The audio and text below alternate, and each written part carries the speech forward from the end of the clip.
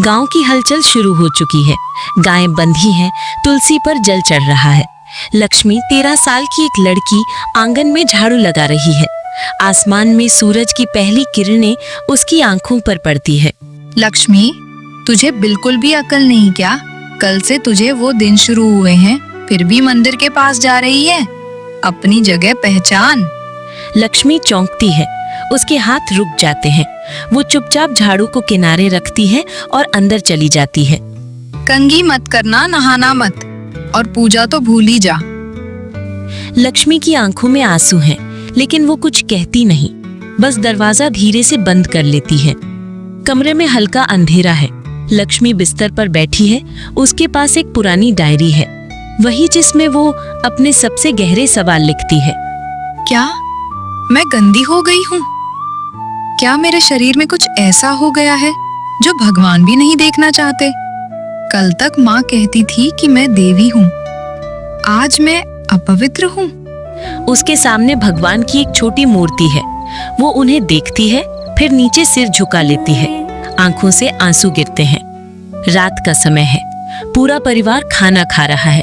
लक्ष्मी चुपचाप बैठी है। थाली में खाना है पर भूख नहीं। तभी दरवाजे पर दस्तक होती है। जय श्री राम। सब कुशल? सब ठीक है, बस लक्ष्मी को थोड़ा समझाइए। आजकल की लड़कियों को कोई संस्कार ही नहीं रहे। मासिक धर्म में मंदिर चली गई थी। ओ, लक्ष्मी मंदिर गई थी? लक्ष्मी डर के मारे नजरें नहीं उठा पाती। चाचा जी सबके साथ बैठते हैं। माहौल थोड़ा गंभीर हो जाता है। दादी, आपने कभी कामाख्या देवी मंदिर का नाम सुना है?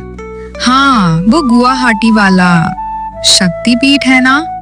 हर साल जून में माँ कामाख्या रजस्वला होती हैं और लाखों लोग वहां पूजा करने जाते हैं।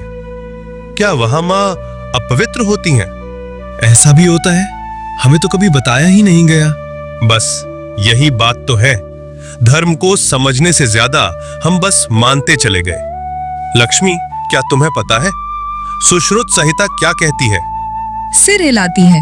नहीं, उसमें रजस्वला स्त्री के लिए कुछ सुझाव दिए गए हैं। ज्यादा बोलना, हंसना, तेज काम वर्जित है। क्यों? क्योंकि शरीर में उस समय वात और पित्त बढ़ते हैं। नहाना भी मना है ताकि शरीर की ऊष्मा का संतुलन बना रहे। पर पूजा क्यों मना है? कहीं भी ये नहीं लिखा कि पूजा मना है। सिर्फ स्नान न करने की वजह से मंदिर जाना टलता है। पर भगवान मन से जुड़े होते हैं।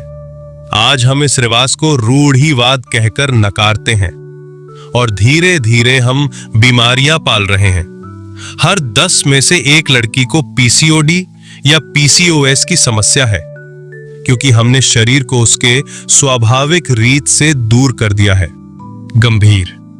तो ये सब शरीर को आराम देने के लिए था और हमने शर्म का जामा पहना दिया। बिल्कुल। धर्म कभी दंड नहीं देता, वो तो विश्राम और संतुलन सिखाता है। अगली सुबह लक्ष्मी ध्यान में बैठी है। एक छोटा दीपक जल रहा है। अब मुझे समझ आया, ये समय मेरी कमजोरी नहीं, मेरी शक्ति है। मेरा धर्म मुझे पीछे नहीं करता, मुझे भीतर की ओर मोड़ता है। आज मैं भगवान को बाहर नहीं, अपने अंदर महसूस कर रही हूँ। लक्ष्मी पूजा कर रही है। दादी चुपचाप उसके पास आती हैं। बिटिया, हमें माफ कर दे। हमें किसी ने बताया नहीं था कि हमारी परंपरा में इतना सम्मान छुपा है। माँ उसके हाथ में फूल देती है। पिता उसे सिर पर हाथ रखकर आशीर्वाद देते हैं। धर्म वो नहीं जो डर फैलाए, धर्म वो है जो सच्चाई से जोड़ दे। रजस्वला स्त्री वो सिर्फ जीवन दायिनी नहीं, वो सृष्टि की सबसे शक्तिशाली ऊर्जा है। और जब हम उस शक्ति का आदर करेंगे, तभी हम सच में सनातन होंगे। अगर ये कहानी आपको छू गई हो तो इसे अपनी माँ, बहन, बेटी और दोस्तों तक जरूर पहुंचाइए। धर्म और विज्ञान जब साथ चलते हैं, तभी हम समर्पित नहीं, जागरूक भक्त बनते हैं। जय श्री राम।